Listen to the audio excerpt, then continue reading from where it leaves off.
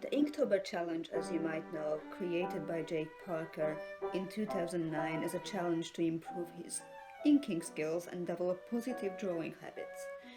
It has since grown into a worldwide endeavor with thousands of artists taking on the challenge every year, just as I do this year. Again. Welcome back, friends and enemies. Today's Inktober prompt is helmet. Now we're going to start a little bit of a longer series, but going to span numerous videos on one topic, and that topic is witchcraft. To be precise, right now we're going to start with Wicca. And then we're going to probably just branch out to let you know about different sorts of practices and my worrying degree of hatred and for anything that is different from Gardner's original path.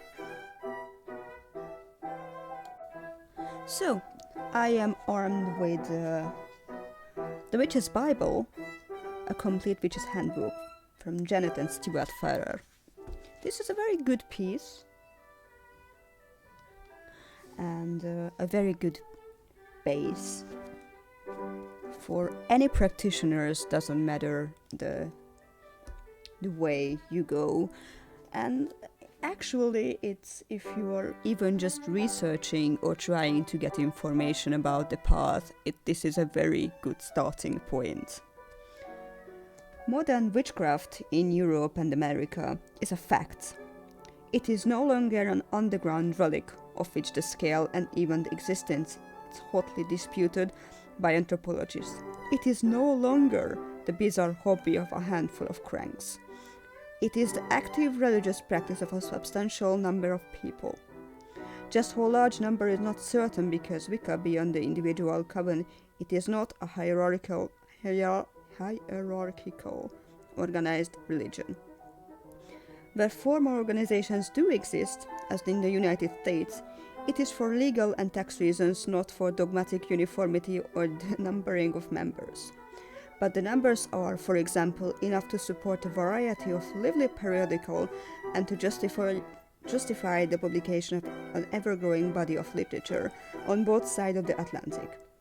So a reasonable estimate would be that the active adherents of Wicca now numbers tens of thousands at the very least, and all the evidence suggests that the number is growing steadily. Wicca is both a religion and a craft, aspect which Margaret Murray has distinguished as ritual witchcraft and operative witchcraft. This is very similar to speculative and operative masonry.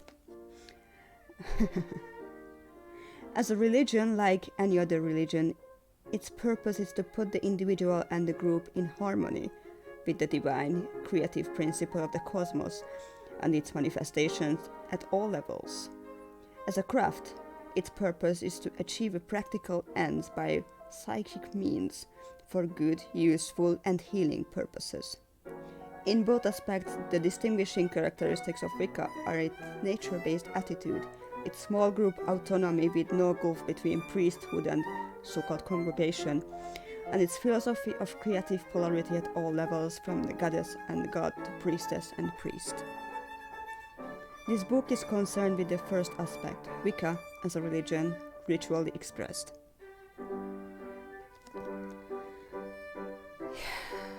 Yeah, this is a very, very interesting topic, and we're going to next time delve into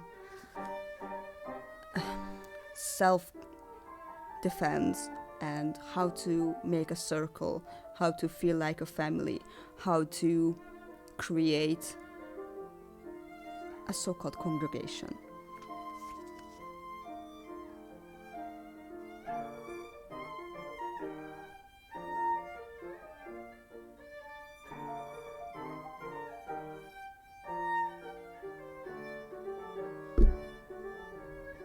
Witches, on the whole, enjoy ritual, as they are naturally joyous people. Like worshippers of the other religions, they find that appropriate ritual uplifts and enriches them, just like drinking a coffee. But the rituals tend to be more varied than other faiths, ranging from the formal to the spontaneous and differing also from coven to coven according to their individual preferences and the schools of thoughts: Gardnerian, Alexandrian, traditional, Celtic, Dianic, Saxon, and so on, on which they have based themselves.